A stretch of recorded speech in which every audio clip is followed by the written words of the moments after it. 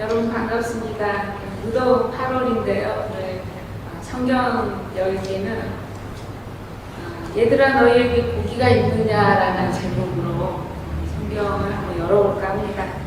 지금 함께 잠깐만 기도하고 시작할게요. 하나님 감사합니다. 저희에게 예수님께서 요한복음 21장에서 말씀하셨던 얘들아 너희에게 고기가 있느냐 이 질문으로 오늘 8월 성경 열기를 오픈합니다.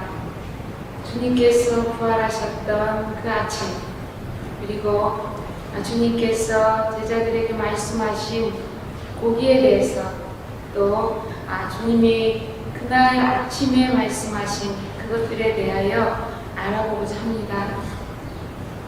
주 예수님께서 저희에게 지혜를 주시고 또한 저희가 주님의 말씀을 깨달을 수 있도록 은혜 부어주세요.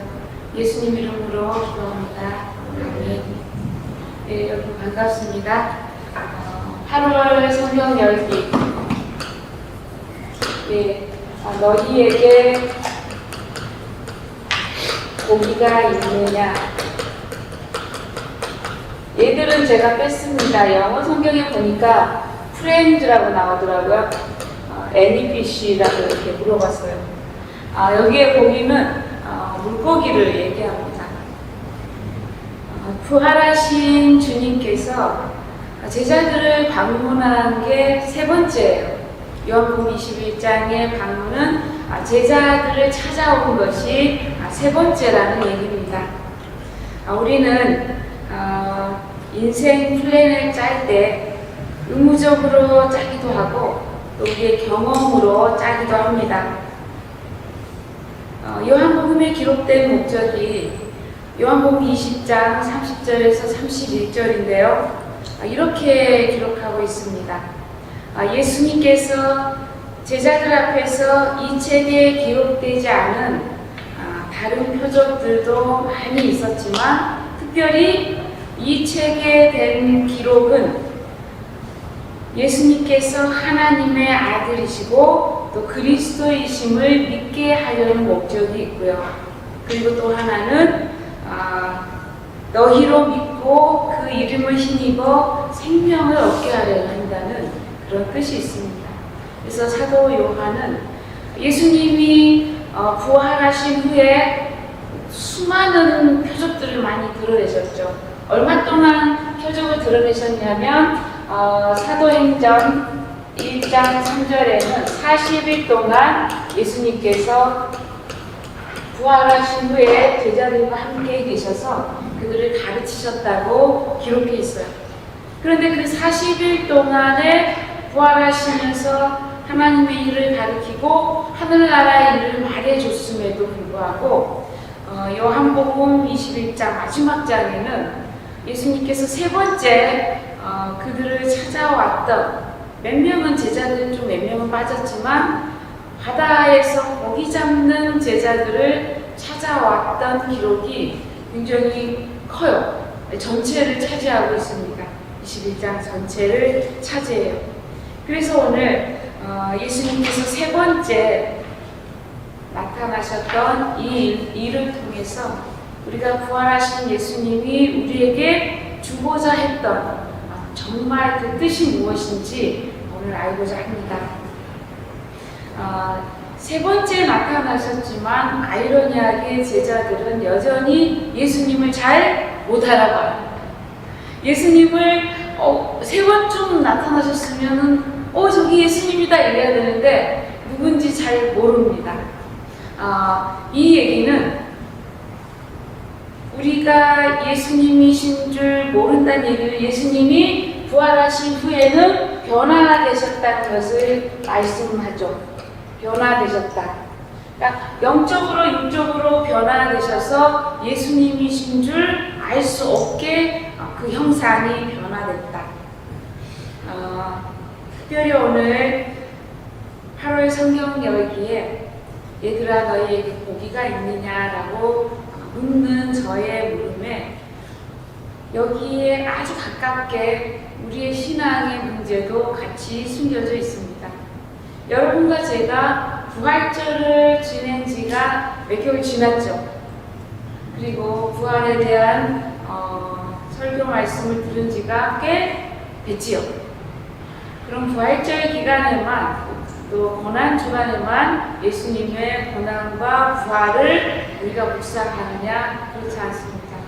우리의 신앙에는 항상 예수 그리스도의 부활이 우리의 묵상이 되어야 해요.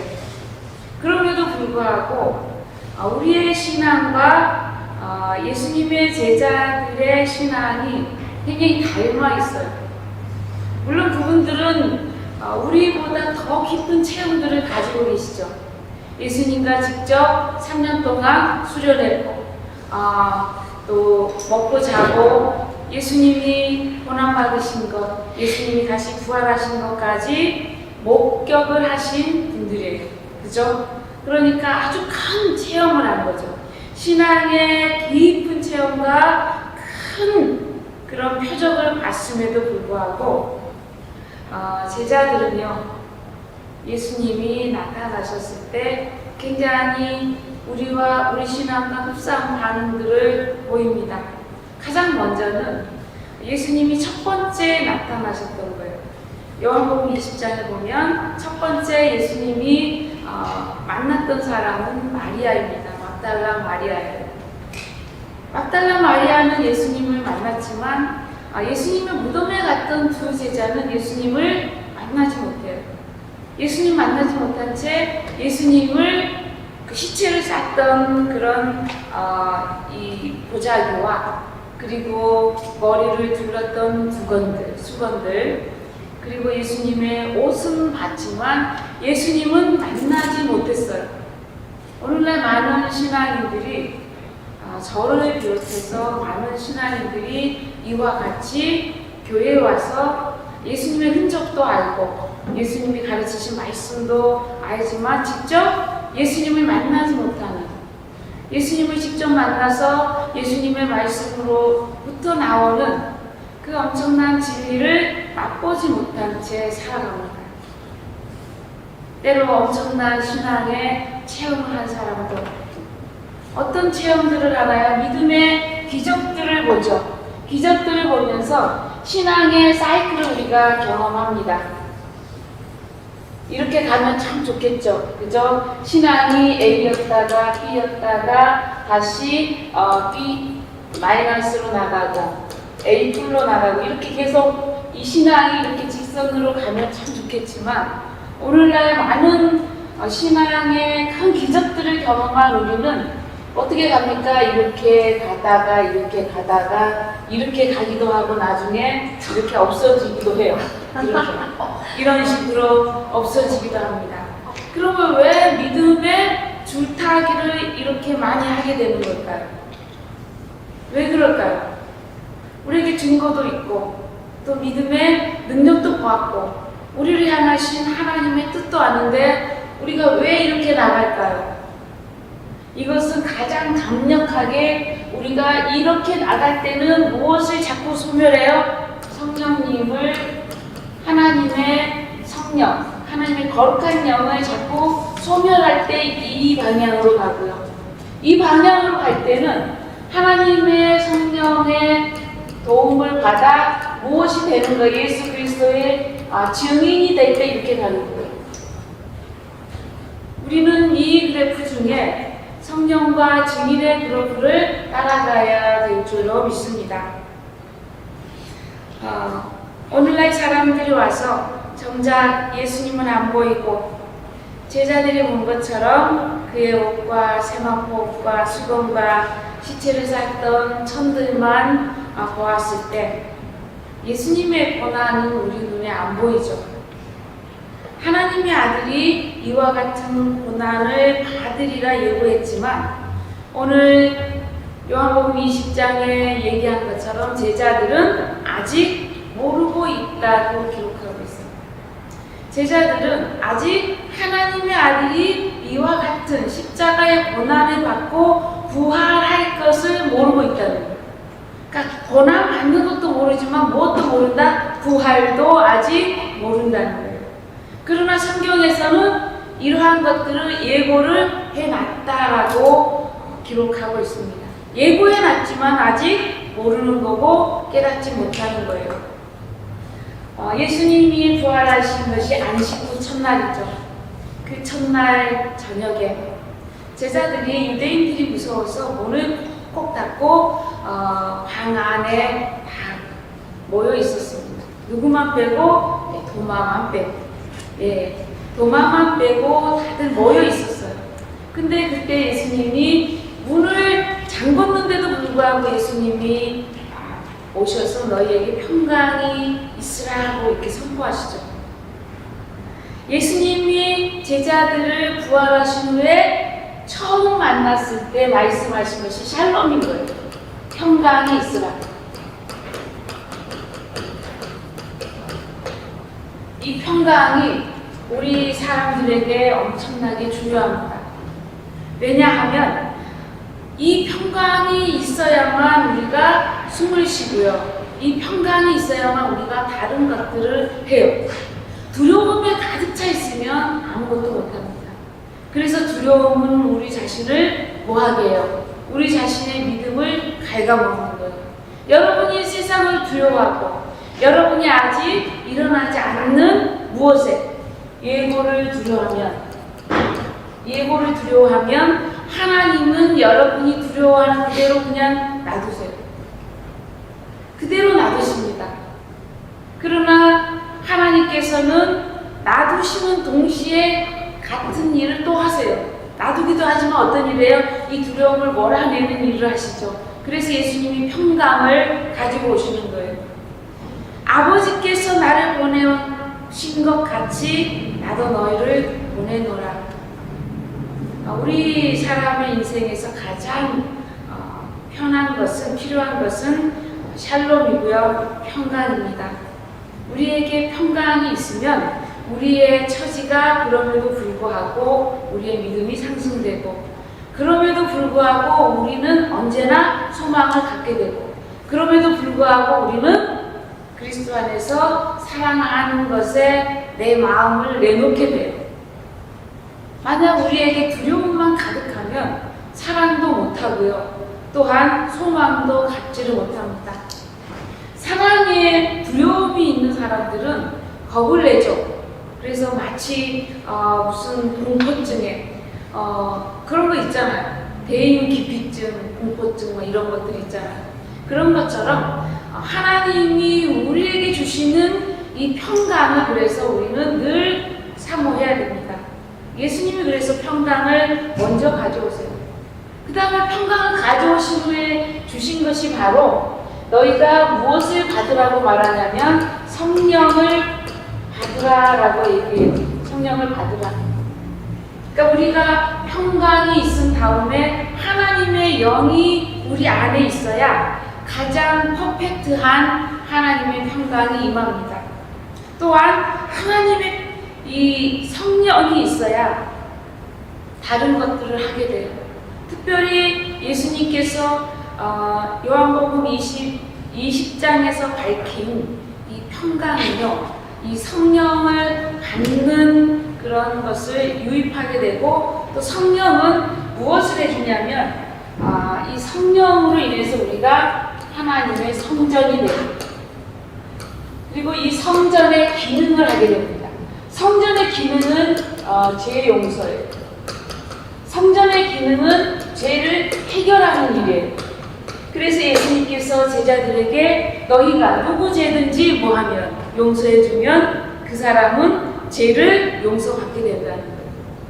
그러나 너희가 누구의 죄든지 그대로 두면 그 사람의 죄는 그대로 있다는 거예요.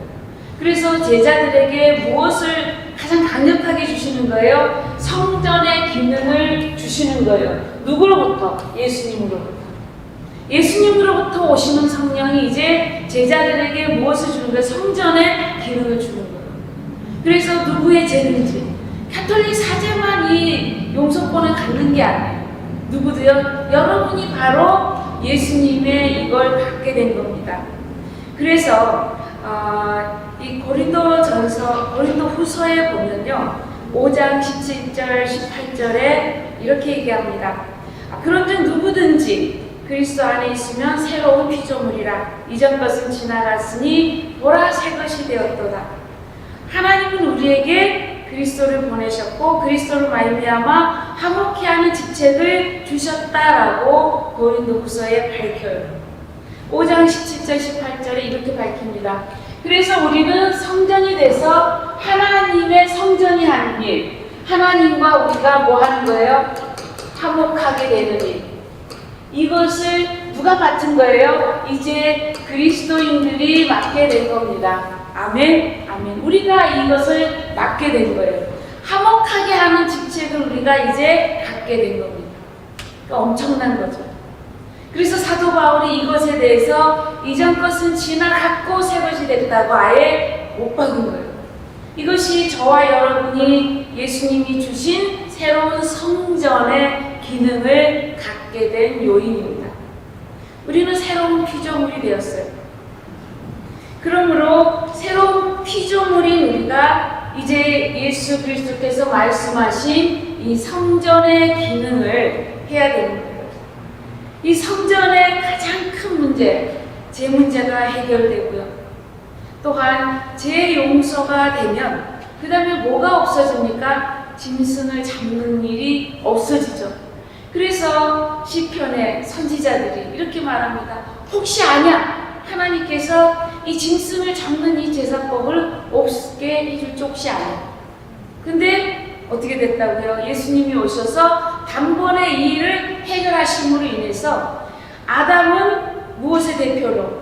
죄를 유입시키는 DNA 대표로 세워졌지만 예수님은 죄를 없애버리는 DNA 대표로 후세에 세워진 거예요.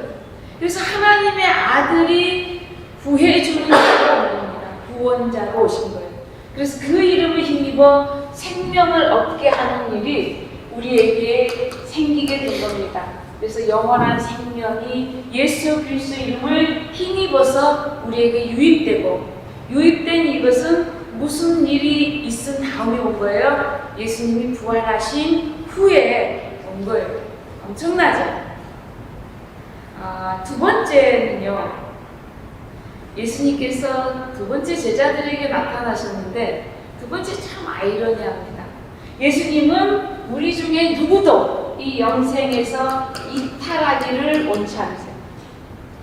제자 중 누구도 이탈하기를 원치 않아요. 이 중에 누가 여기 없었어요? 그때? 도마가 없었죠.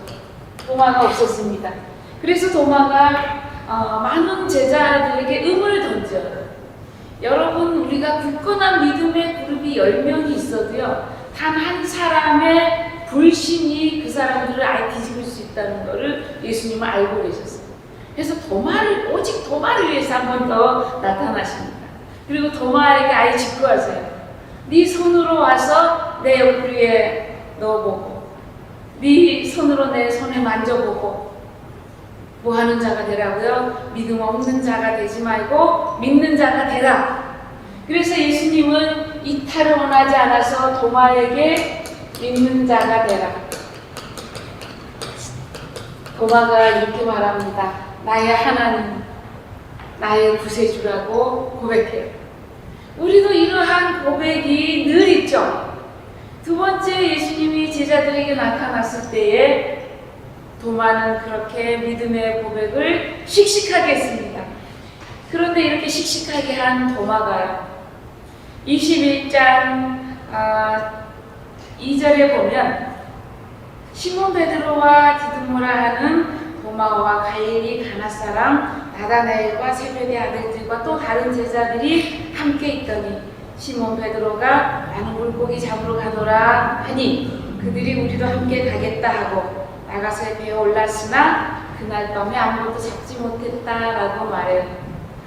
오늘 세 번째 예수님이 나타나실 차례인데 시몬 베드로와 함께 이번에 누구도 있다고 성경이 말을 해주고 있으니까 도마가 안 빠졌다는 거예요. 도마 여기 있었다는 거예요. 세 번째 도마, 디두모라 하는 도마가 있었다는 거예요.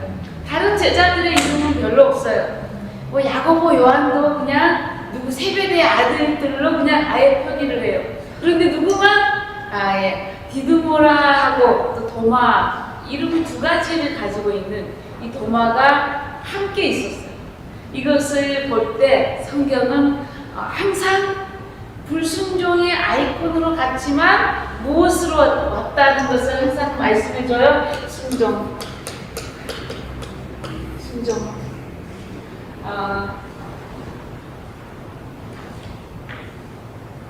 얘들아, 너희에게 피시가 있느냐, 물고기가 있느냐.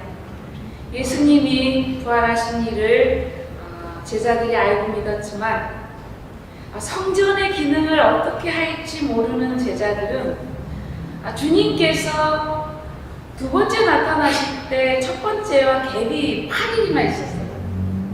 그러니까 이번에는 이제 며칠이 될지 모르는 거예요. 며칠이 돼도 아무런 소식이 없어요. 그러자 불안하기 시작합니다. 정말 이 불안하고 정신적으로 힘들 때 여러분, 이때 이 베드로가 답을 줍니다.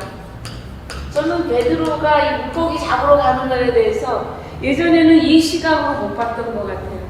그런데 굉장히 큰 깨달음을 얻었습니다. 용서하십시오 이러고 이제 보기 시작했어요.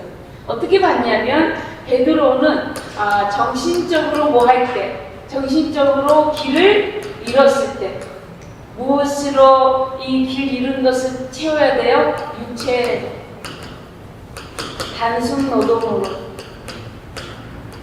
익숙한 것으로.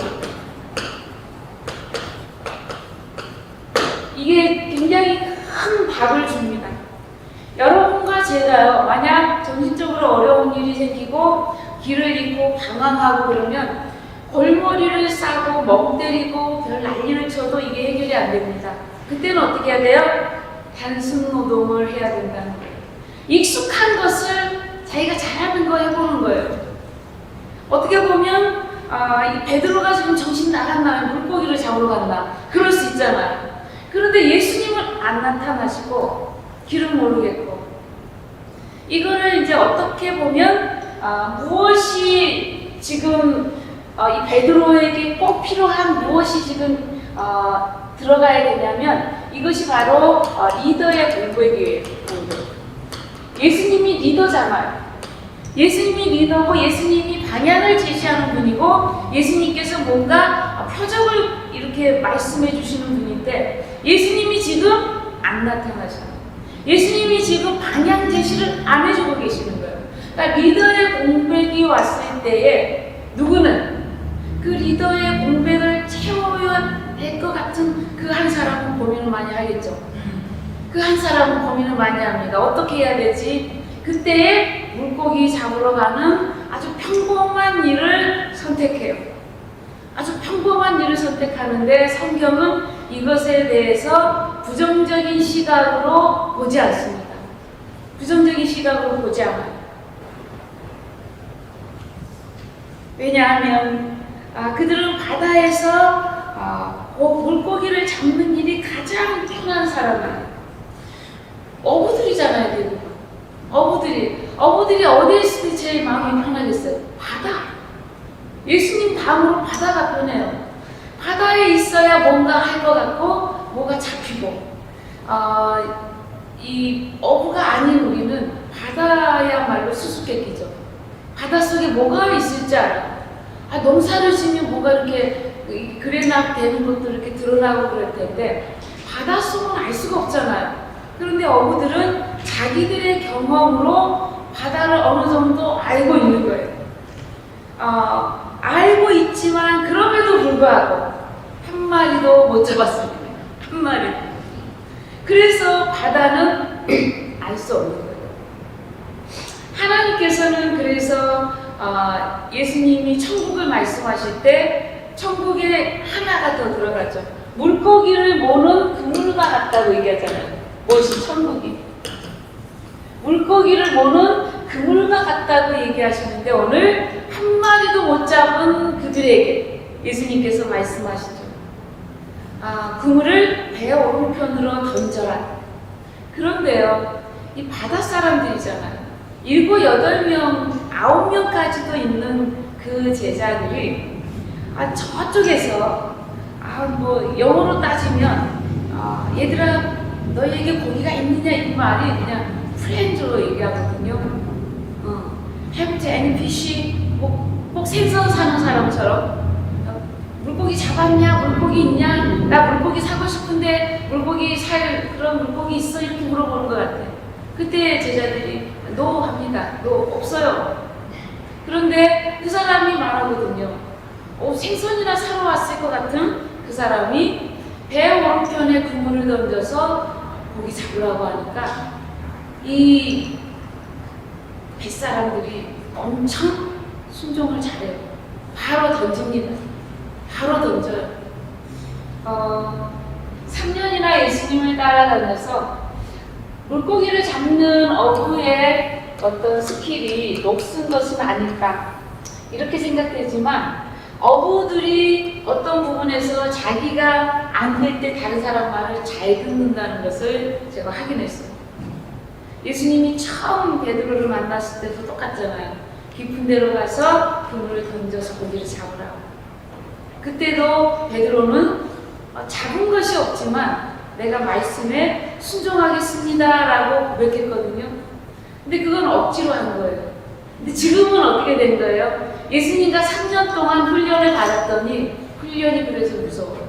순종하는 훈련을 받았더니 물고기를 사러 온 것 같은 사람이 말한 그 말에도 한 명이 아니라 몇 명이 순종을 해요? 예, 8, 9명이 다 순종하는 거예요.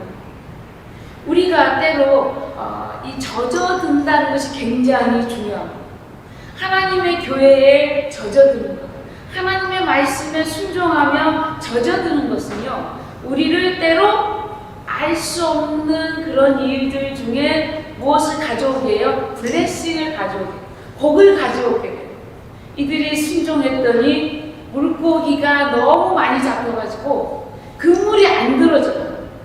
그때서야 눈치빠른 요한이 베드로에게 주님이시다라고 말합니다. 주님이시다. 그러니까 베드로가요, 얼마나 주님이 그리웠는지 옷을 벗고 있다가 옷을 입고 바다에 뛰어들어요. 여러분, 옷을 벗고 있다 옷을 입고 바다에 뛰어드는 건 뭘 얘기한 거예요? 예수님께 예의 차린 거예요. 예, 자기 예의를 차리고 빨리 가고 싶어서 바다에 뛰어든 거예요. 왜냐하면 예수님이 바닷가에 서 계셨거든요. 빨리 가고 싶어서 바다에 뛰어듭니다.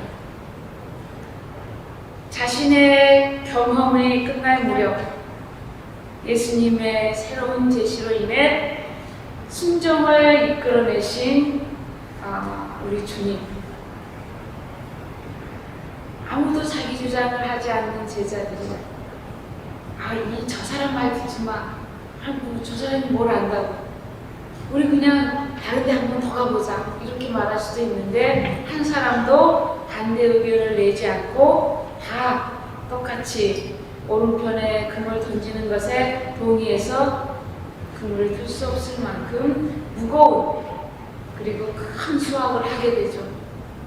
그런데 사도 베드로는 그런 큰 수확과 관계없이 예수님이 더 중요한 사람, 저와 여러분이 이런 사람이 되기를 원합니다. 이 세상에 있는 것들도 물론 우리에게 필요하죠. 그러나 그것들보다 더 중요하게 예수 그리스도를 만나는 그 일에, 주님을 만나는 그 일에 더 마음을 빼앗겨서 그분을 사모하는 그 일에 더 열정적인 저와 여러분이 꼭 되기를 주님의 이름으로 축원해 드립니다. 오늘은요, 사도 베드로가 정신을 놨다가 벗었던 옷을 다시 입고 주님께 가서 주님께 물어볼 것이 너무나 많죠. 주님, 도대체 나는 이제 어떻게 살아야 할지, 무엇을 해야 할지, 이제 성전의 임무를 다하려면 나는 어떻게 해야 할지, 어떻게가 굉장히 큰 주제였을 거예요. How do I do? 이렇게 내가 무엇을 해야 할지, 무엇을 찾아야 할지, 나는 어떻게 주님이 주신 것을 감당해야 될지, 이것이 가장 큰 숙제였을 것 같아요. 왜냐하면 다 굴기 전 네가 나를 3번 부인하리라 말씀하신 그때에 예수님께서 사도 베드로를 위해서 그렇게 말씀하시죠. 내가 너를 위해서 기도했다는 거예요. 네가 믿음이 떨어지지 않기를 위해서 기도했다. 왜냐하면 네가 믿음을 회복한 후에는 내 형제들을 굳게 해라. 그러니까 내 형제들의 믿음을 네가 굳게 잡아줘라. 네가 저들을 잡아줘야 된다. 이렇게 말씀했기 때문에 베드로는 어느 정도의 이 부담감을 가지고 있었어요. 그러니까 예수님께 가장 먼저 물어볼 사람이 누구예요? 베드로입니다. 저는 말씀을 준비하면서 많이 울컥했어요. 베드로 때문에 사실 울컥한 것보다 예수님 때문에 울컥했습니다. 예수님이요, 이 밤새 지친 제자들을 위해서 준비한 것이 뭐였냐면 밥상입니다. 밥상을 차려주는 것.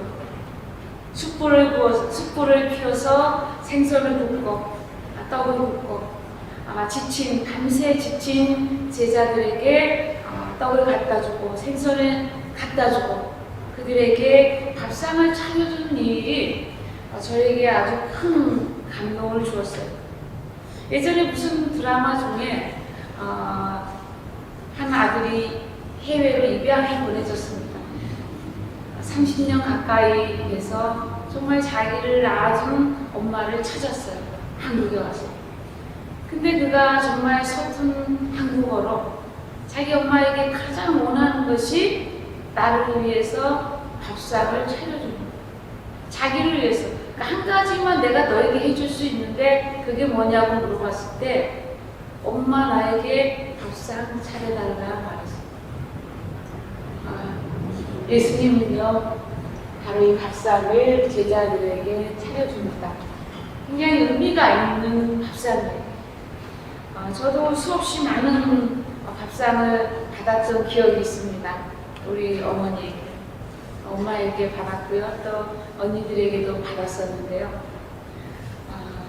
제가 결혼한 후로는 밥상을 받을 일이 별로 없었던 것 같아요.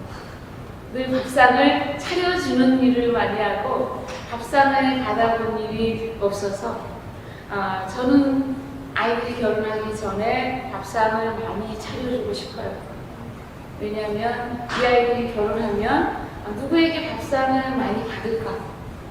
밥을 차려주는 것에 익숙하지 받는 것에 많이 익숙할 것 같지 않아요. 그래서 되도록이면 밥을 많이 차려주고 싶은데 우리 아이들은 밥을 많이 가져오지 말래요. 반찬 가져오지 말래요. 엄마 그거 안 먹으니까 가져오지 말래요. 우리가 때로 이렇게 역방향으로 갑니다. 저는 여러분이 이제 여성들은 아내가 되고 또 엄마가 되면 여러분을 위해서 밥상을 차려줄 사람이 많이 없어요. 여러분이 많이 차려줄 수는 있지만 여러분이 향해서 주는 밥상은 줄거든요. 그래서 저는 때로 어떤 분들에게는 내가 밥상을 차려주는 사람이 되고 싶어요. 그래서 나중에 그들이 그리울 수 있게 예수님은 이렇게 밥상을 차려주시는 거예요. 사도 요한이요, 예수님이 40일 동안 부활하신 후에 그렇게 많은 일들을 많이 하셨는데 특별히 바다에서 밤새도록 지친 제자들을 향해 밥상을 차려준 이 마지막 장에 기록한 이유가 있습니다. 무엇 때문일까요? 예수님은 저와 여러분의 먹을 것과 또한 여러분의 필요한 것들을 채우신다는 거예요. 여러분의 고기를 채우시고 여러분의 무엇을 채운다는 거예요? 여러분의 필요를 채우신다는 거죠. 그래서 아마 이 밥상에 대한 한국식으로 나오지 않았지만 이스라엘 사람들에게 이 구운 생선과 구운 떡은요 최고의 밥상이죠. 엄청난 거죠. 그래서 예수님이 오셔서 밥상을 차려주신 것, 그리고 난 다음에야 예수님은 베드로를 불러서 사명을 맡깁니다. 어떤 사명을 맡기냐면 내 양과 또 내 백성을 먹이고 치라는 사명을 맡겨주세요. 그래서 하나님의 백성, 예수님의 양 먹이는 것 그리고 교육하는 것을 예수님은 사도 베드로에게 사랑하느냐고 물으면서 사명을 맡깁니다. 사도 베드로가 이 사람이라는 물음 때문에 얼마나 떨었을지 익히 알거든요. 예수님이 그냥 사랑하냐고 물어보지 않고 이 사람들보다 나를 네가 더 사랑하는지를 물어보고 있어요.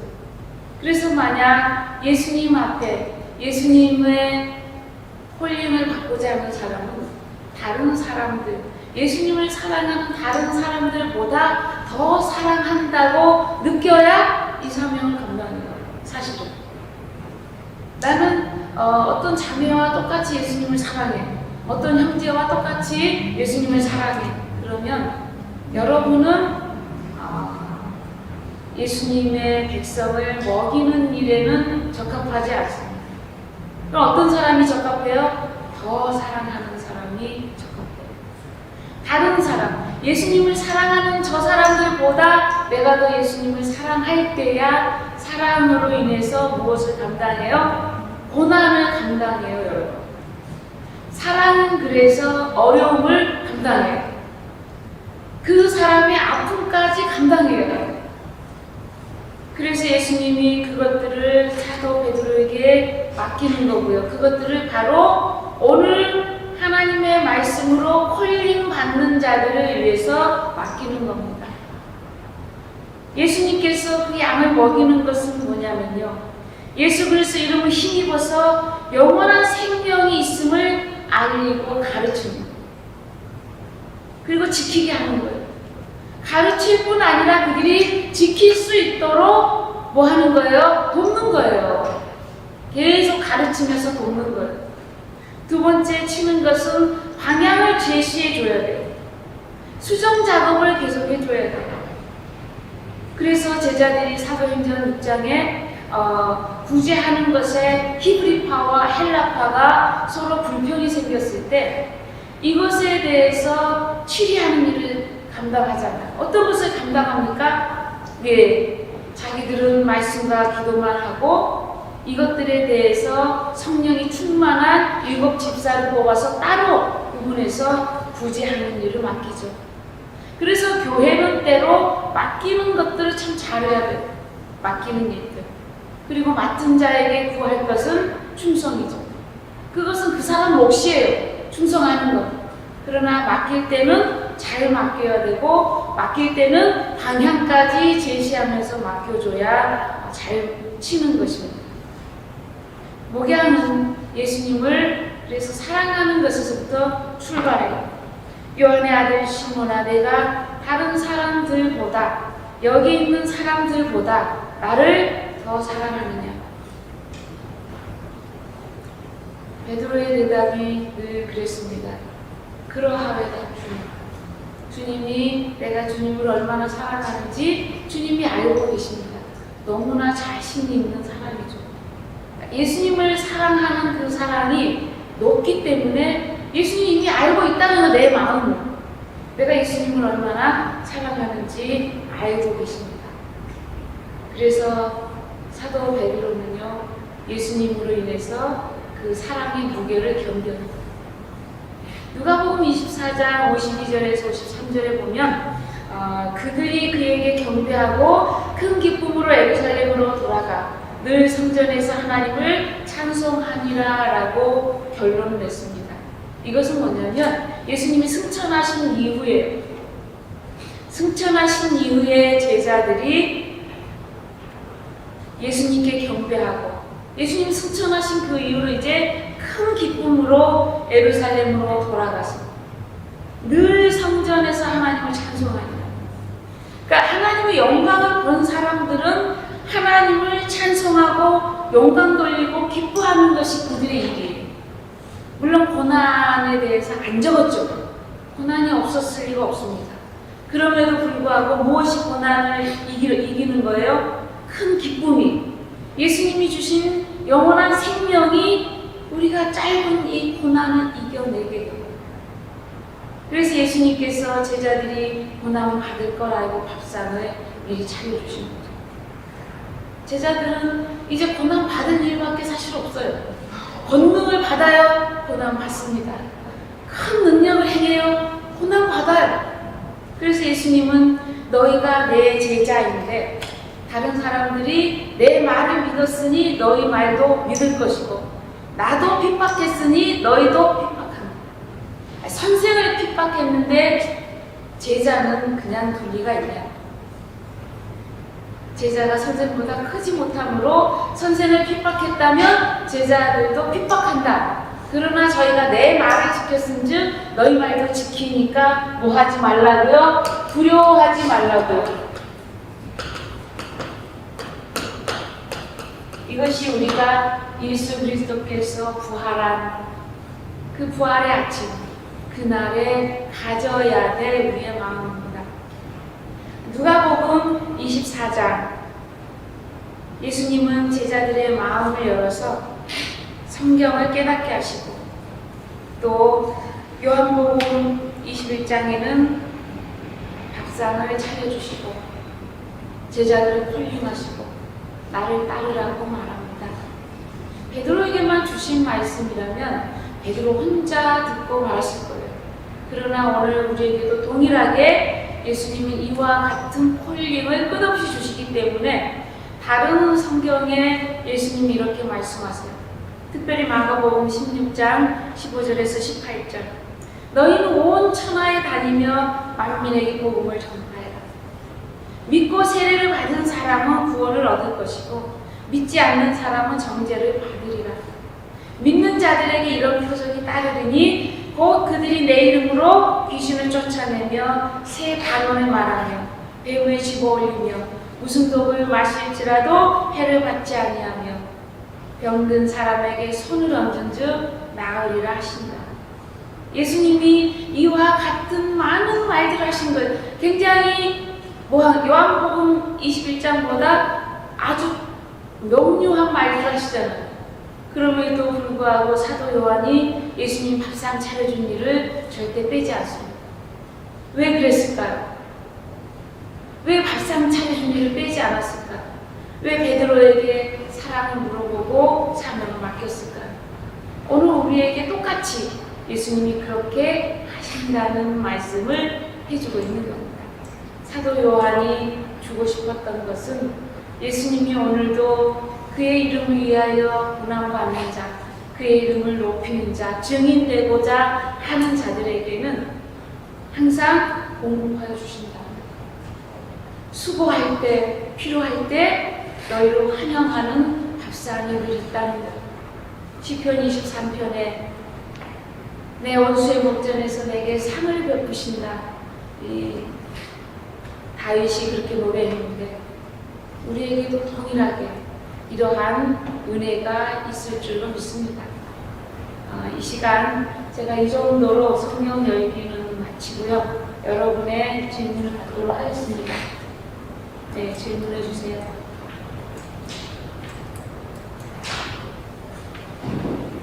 아래부터 받겠습니다. 질문 있으실까요?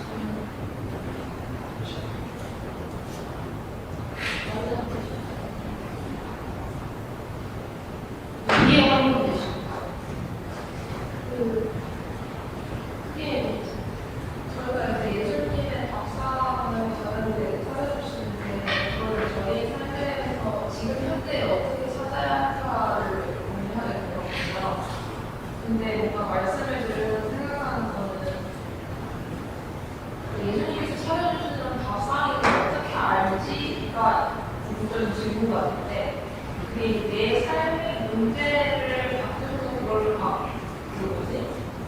해결해 주시는 것이 밥상인지 아니면 제가 메마른 것에 대한 문제인 것에 대한 배부를 채움을 주시는 것이 밥상인지 어떻게 될까요? 둘 다 아닐까요? 우리가 이제 배고픈데 예수님이 그 떡 그림과 물고기 그림만 가지고 와서 이것들을 나중에 먹으면 배부를 거야 라고 말했다면 제자들이 참 아이러니하고 힘들었을 거예요. 그런데 배고팠을 때 예수님이 직접 구운 물고기를 준비하셨고 구운 떡을 준비했거든요. 어떤 오병이어하고 똑같죠. 네, 오병이어하고 똑같이. 그래서 예수님은 영적인 필요뿐만 아니라 육적인 필요에도 항상 예수님은 우리를 채우신다. 그리고 예수님은 일시키면서 굶기지 않으신다. 예. 답이 됐을까요? 거기에 팔로워인데요. 제가 오늘 말씀드리는 마카로니는 밥상을 주시고 이제 그 다음에 저희한테 권한을 주신 그러니까 사명을 주신다고 했잖아요. 그 사명의 권한이 동반하는 사명인데 그럼 영의 권한 영의 체험을 받았으면 영의 사명과 권한을 받는 그런 건가요?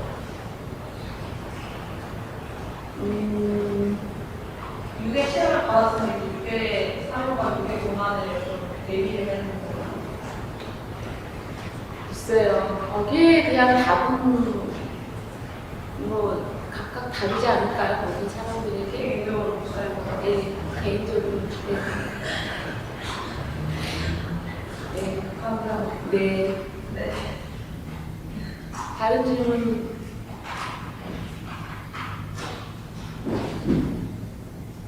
예. 없습니다. 없습니까? 네, 없습니다. 예. 여기 밑에 분들은 질문 없습니까? 네. 없으신가요? 네. 우리 함께 기도하고 제가 마무리 기도하고